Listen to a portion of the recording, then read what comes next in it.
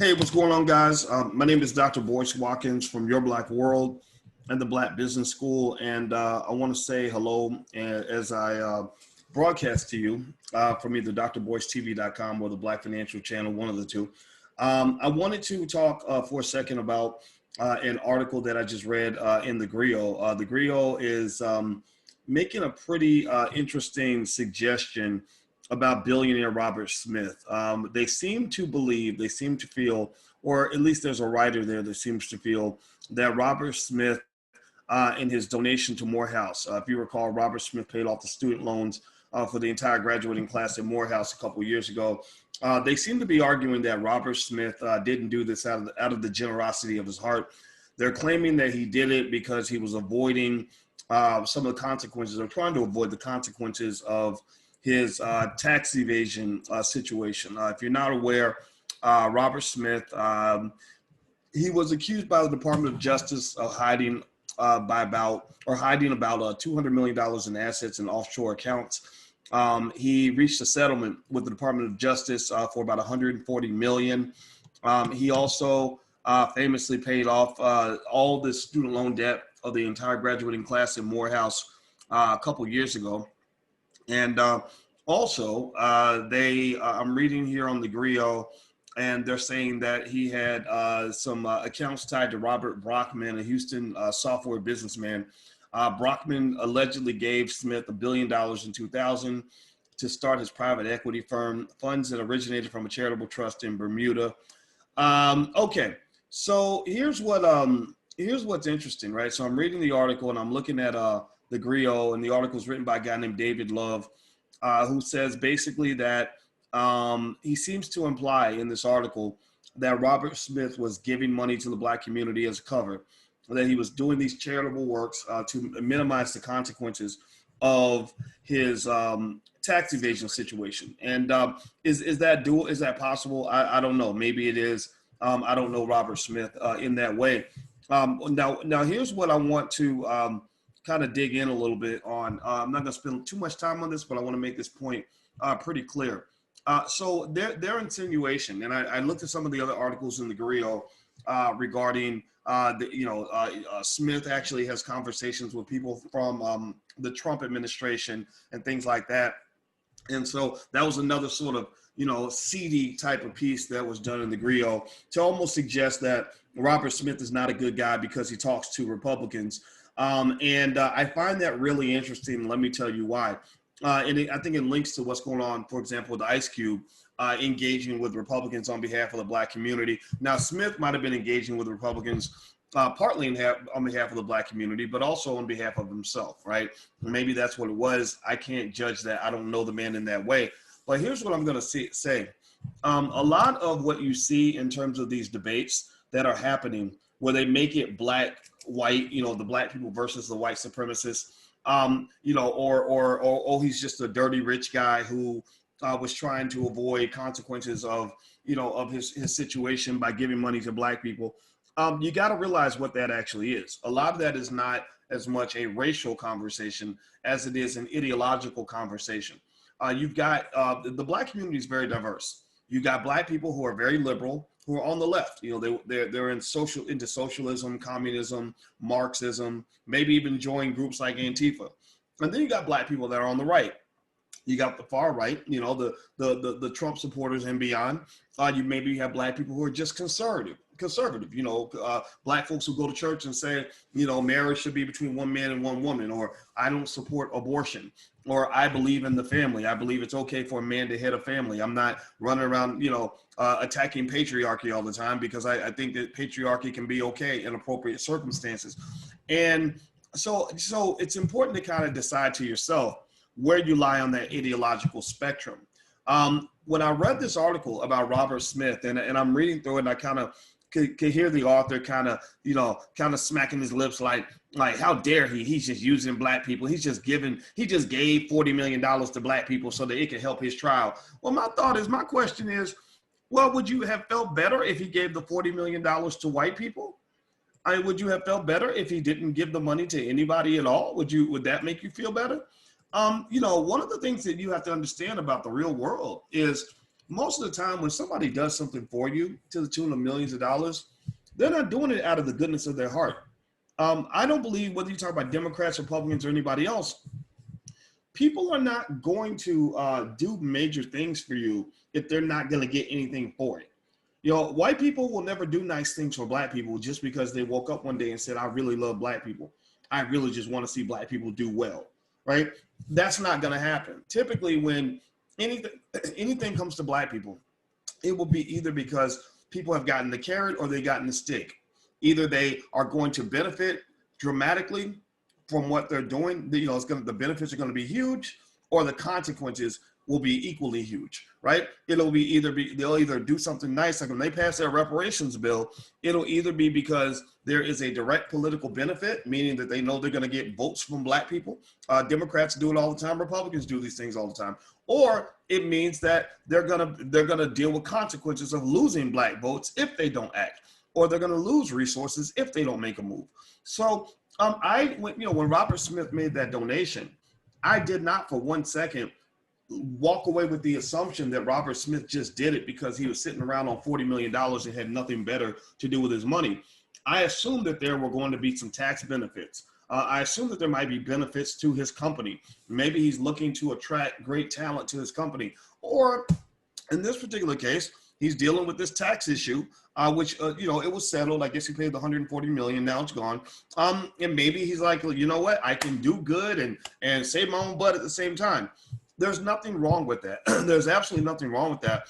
And what I really think is happening here, and what I really want you to consider, is that when people get into this whole, like, we don't like this Republican because he doesn't like black people, or I don't like that Democrat because he doesn't like black people, I think that we got to go a little bit deeper. A Republican who doesn't like black people, he probably likes black Republicans.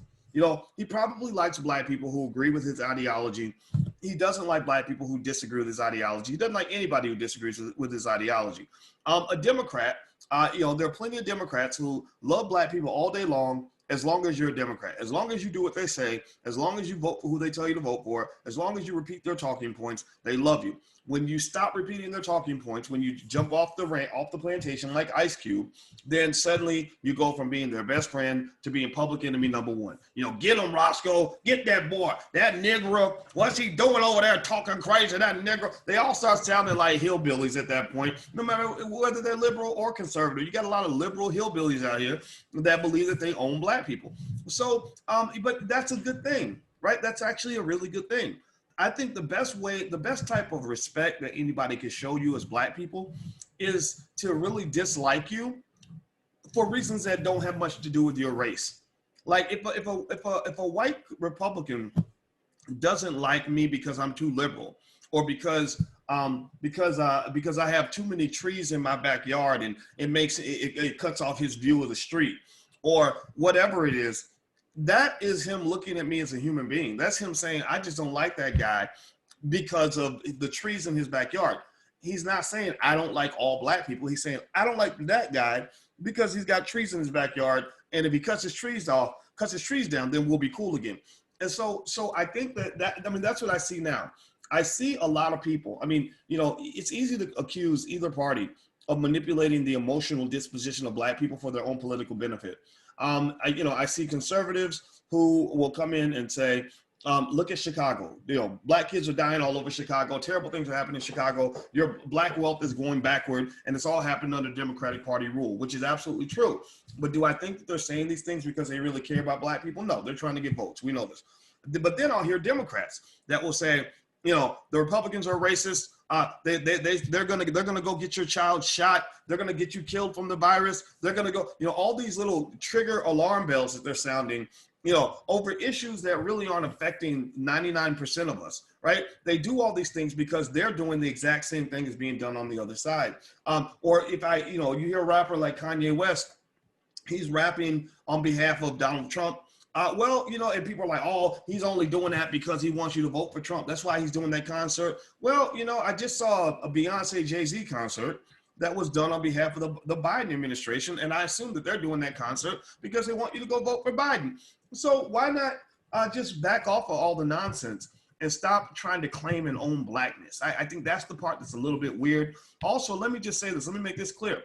With Robert Smith and his $40 million donation, I don't care if he gave the money because he wanted to, because his wife wanted, swore she was going to kick him in his testicles if he didn't. I don't care if he gave the money because it was a Tuesday and he's superstitious. I don't care if he gave the money because his left shoe was untied and he felt like that was an omen that he was going to trip and fall that day. It doesn't matter to me why he gave the money. I'm just glad he did. I'm glad he paid off the student loan debt of those young people. And also, here's the thing. The only thing I would have probably added to what Robert Smith did, the only thing I would have suggested if I were in his camp, in his corner, or I was one of his friends, I would have suggested to him, I would have said, look, how about instead of paying off, instead of going straight socialist with this, being purely socialist, where you're just paying off everybody's debt, that means you're doing the exact same thing for the irresponsible people that you did for the responsible people. How about you consider this? There's probably some students in the Morehouse group who were financially responsible and did not accumulate a lot of debt. You know, they didn't have a lot of student loan debt. Maybe they owe $1,000, so they're only going to get $1,000 out of the deal. Whereas somebody else who just borrowed whatever they could, might owe $100,000. How about you set a number? How about you set a number that says, look, everybody's going to get 25 grand. And with this 25,000, you can do whatever you want. You can pay off your loans with it. Whatever debt you have, if you have debt up to 25 grand, you can pay that off. Or if you don't have any debt, you can take that money and invest it in a business, right? You can take that money and we're going to show you how to start a business. And we're going to get you started so you have financial security for the rest of your life. How about instead of just doing charity, we make investments in those people? And I think Robert Smith gets that. If you want to know why he was talking to the Trump administration, it was because he was trying to get COVID money, or they claim anyway. You never know. I wasn't in the meetings, but they claimed that they were trying to get COVID money to Black businesses during COVID. And the thing is that unfortunately, a lot of people on the far left aren't going to get this. A lot of the leftist individuals that I know are people that work for white people. They're also unfortunately addicted to a victimhood kind of language that says, I work for white people, and until white people start becoming nicer to me, I'll never have better opportunities. So our number one goal is to go around and give anti-racism lectures to white people in hopes that one day they'll lift up the gate and give us the same opportunities that they get. I'm not in that ideological space. I'm the guy who says, why don't we also, instead of just giving money in a charitable context, how about we support some of these Black business owners who can own the gates that people are trying to lift? Instead of just giving support to people who don't have a bigger vision for ownership and control of resources, why don't we support some of those people too that have businesses? You see, China tried that heavy communist, heavy leftist ideology, and unfortunately it left the country very, very poor, very, very destitute. If you look at China now, they still have the Communist Party, right? So they're still technically communist. But when I taught in China, I taught a finance class in China. When I was there, I said, these people, they're just pretending to be communists. They're not really communists. They know the power that comes with economics. Like the Chinese actually practice powernomics better than almost anybody in the world because they use their economic strength to achieve political goals on a regular basis. The Chinese own lots and lots of businesses and companies and have tons of entrepreneurs. So they're very much in tune with the significance and the relevance of economic strength. So one of the things I would just say is that I didn't like the article from TheGrio on Robert Smith because I said, maybe what do we have to gain as Black people when we're vilifying a Black billionaire? What is the gain here? Why would we make him the enemy when our community does need access to capital and he can actually provide some of that capital?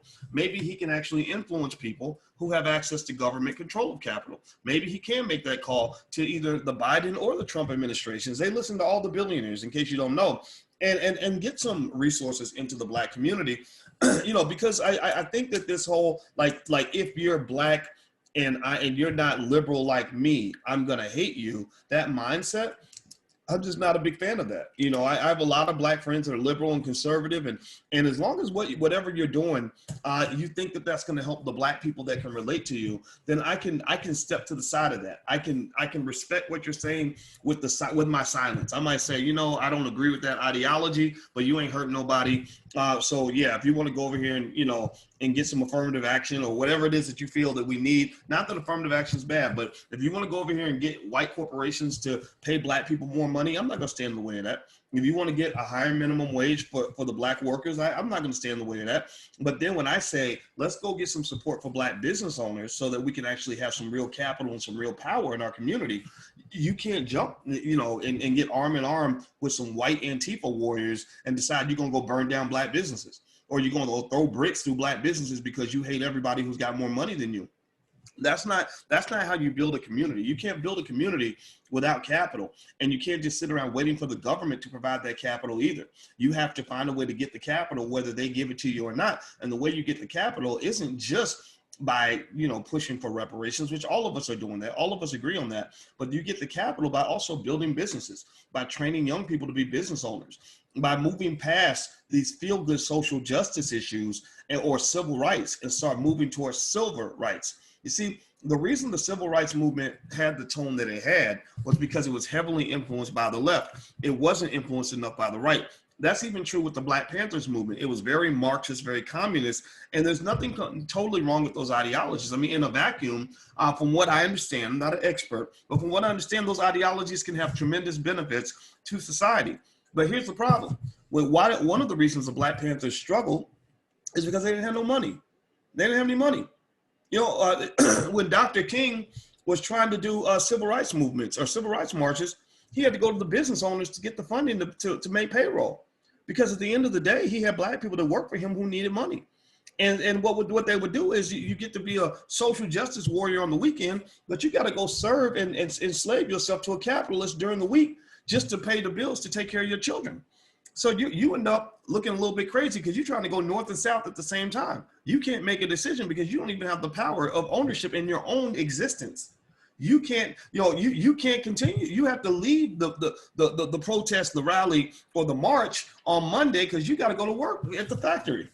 Right? So why not set up a scenario where these organizations can have the money that they need because they are open and supportive of free enterprise? So, for example, the Black Panthers ran out of money. I don't think that they should have. I don't think that the Black Panther movement should have been something that they were doing for free. These Panthers were working very hard. Why would we allow somebody to be paid to move auto parts in a factory, but yet not think they should be paid for fighting for justice and saving black people's lives? Like, why would somebody who's really truly fighting for justice for black people have to do it for free? What is it about poverty and being broke that gives you some sort of moral authority? Like, what is it? Why do we think that people that are poor actually have better ethics than people who actually have money in the bank?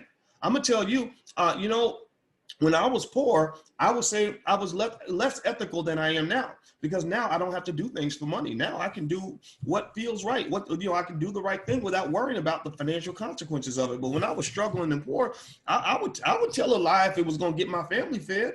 If it's a difference between me being able to pay the rent and not pay the rent, I might have to do something that I don't want to do. I might have to not pay the landlord on time and hide from the landlord because I don't have the rent money.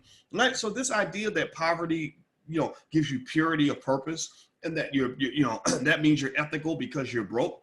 That's just not true. That is just not true. So I think with the Black Panther program, here's the way I would have suggested. If I was an advisor to the Black Panther Party at that time, I would have said, look, okay, you guys are amazing. You're doing a wonderful work. The world needs you because we got to protect ourselves against police brutality. That's a big problem. I said, but one of the great things you've done is you created the free lunch program, which I think is wonderful and amazing, and people are benefiting from this. But why is it that everybody gets to eat lunch for free? Don't you understand that a lot of these folks that come in and get your free lunch, they're gonna go right down the street, they're gonna go right down to the liquor store and run by Mohammed or Tom, and they're gonna give Tom $5 for a bottle of vodka. And the reason they're going to have money for vodka is because you just gave them lunch for free. Now, I want to ask you, when you made that lunch, was that free? Did you get the materials and the food for nothing? Or did somebody pay for that? The people that are in there making that lunch, is their time free? Like, or do they have bills to pay? Or maybe they're just independently wealthy and don't have any bills to pay, which means they can work for free. Why aren't you paying those people that are in the kitchen making the lunch? Why can't you pay, have some resources to buy the food, or so that the person buying the food isn't going to be drained financially? Why not let the people that can afford, 25 cents for lunch pay 25 cents for lunch? Why not have the 25-cent lunch program? That way you're doing something really good for the community. You're giving them lunch for 25 cents, for God's sake. But, and then maybe some people, if they're really destitute, you let them eat for free, but at least you have a source of revenue so that the revolutionary who's picking up the gun on Saturday ain't gotta go pick up the shovel on Monday and go serve the very same white supremacist capitalist organizations that he's fighting against all throughout the weekend. You can't serve your enemy and defeat your enemy at the same time. You cannot be a slave to your enemy and defeat the enemy at the same time. That just does not work, and that's why it has not worked for Black people in the last 50 years. That's why the civil rights movement, for the most part, did nothing to move Black people forward in terms of absolute quality of life. The civil rights movement definitely made you more acceptable to white people. You're more tolerable to white people. White people will let you come work for them a little bit more than they would, say, 50 years ago. But outside of that, the question is, have you become more acceptable to yourselves?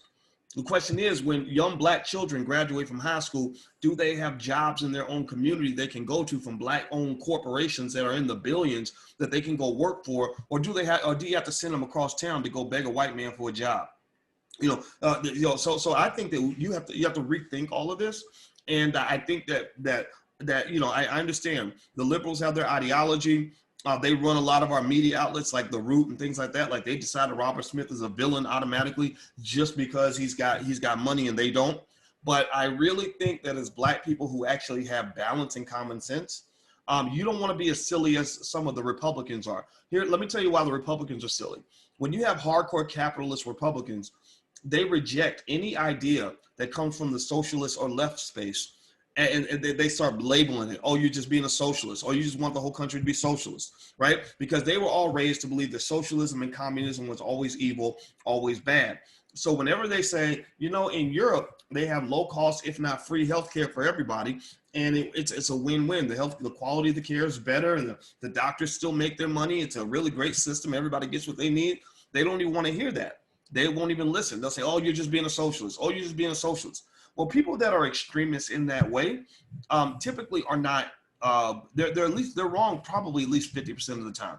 So what I'm saying to you is be extreme. I mean, be extreme in the things that matter to you. Like if you're going to be extreme in your commitment to Blackness, be extreme in your commitment to greatness, and be extreme in your commitment to your family.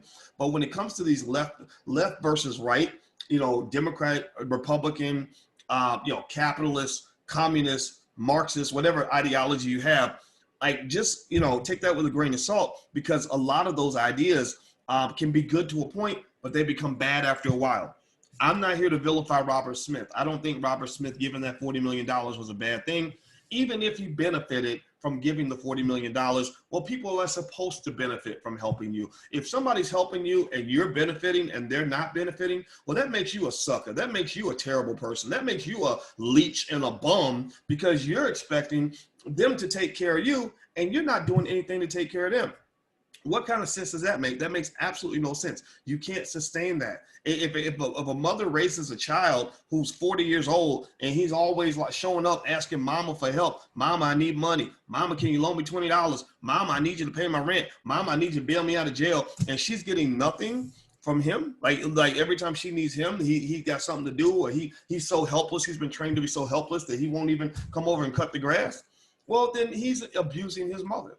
Like that's an abusive, disrespectful relationship. And one of the things I've seen from certain people is this idea that the whole world owes them something and they don't owe nobody nothing. Like these are, I mean, it's really kind of interesting when I hear people that really think you're supposed to be able to sit at home and do nothing and get a check.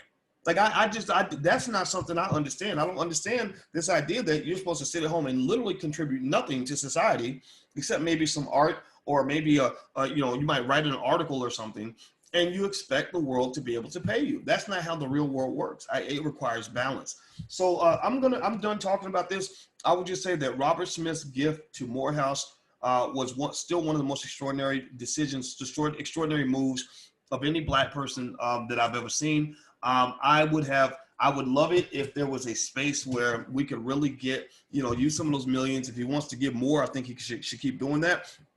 and set up a space where these young men and young women can actually go access that capital, access a pool of capital to go start businesses. Because that's the number one problem that these young people have, is that they have ideas, but the two things they don't have is, one is they never got the training. A lot of our black students go to college, they go to HBCUs even, never learn a damn thing about starting a business, never learn anything about how to be a wealth builder or an accumulator of capital. They know nothing about that. All they know how to do is get a job.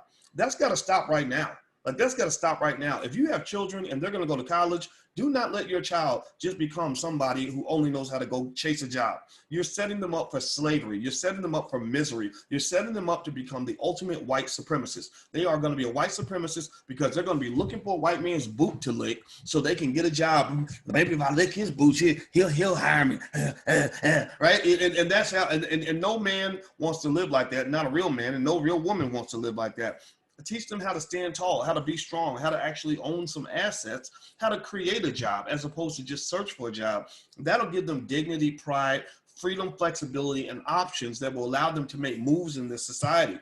You see, slavery is the inability to do what you want to do. Slavery is when you're stuck. Slavery is when you feel like, I want to go over there, but I can't because I'm stuck right here, right? That's what slavery looks like. Well, freedom is the opposite of that. Freedom is options. Freedom is flexibility. Freedom is when you can make moves and get out of bad situations. You can duck and dodge and counterattack and everything else. And let me just end it with an anecdote. This week you saw Ice Cube. Do me a favor, by the way, if you haven't hit the thumbs up button, please hit the thumbs up button. I would really appreciate that. If you watch Ice Cube, think about this right quick. I want you to process this. Everybody's talking about canceling Ice Cube because Ice Cube stood up to the racists in the Democratic Party. Ice Cube is the first guy in a while. It's stunning to me that it took this long to get here, but he's one of the first guys to really get out there on a big platform and say, we just want something for our vote.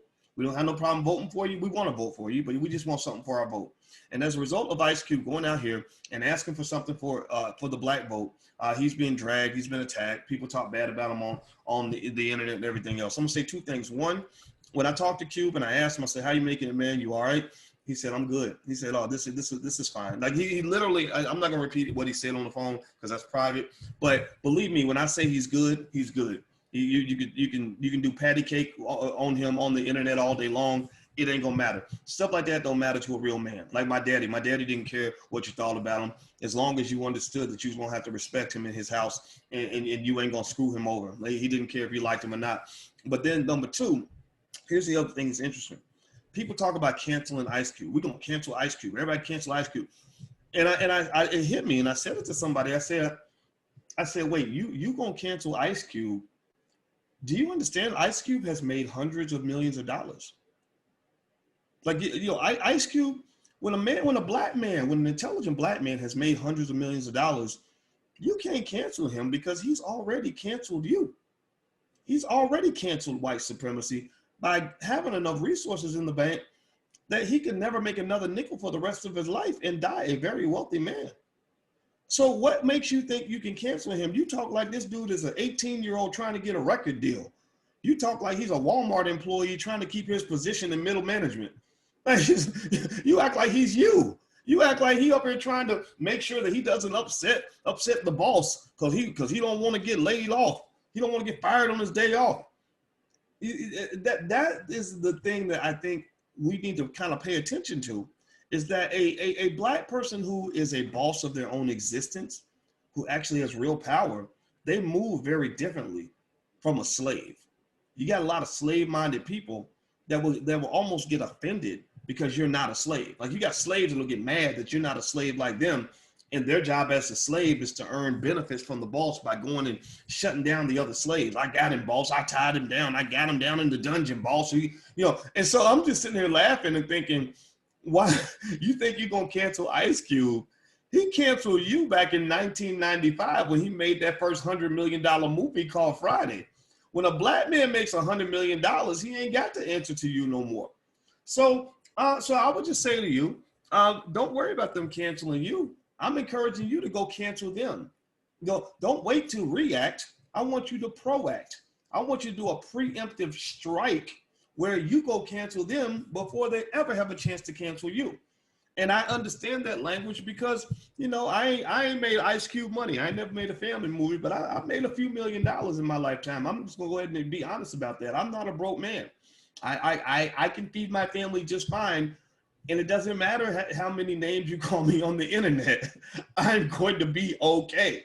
So can we give me a yes in the chat if you get what I'm saying, if you follow the language, if you understand the language of the powerful.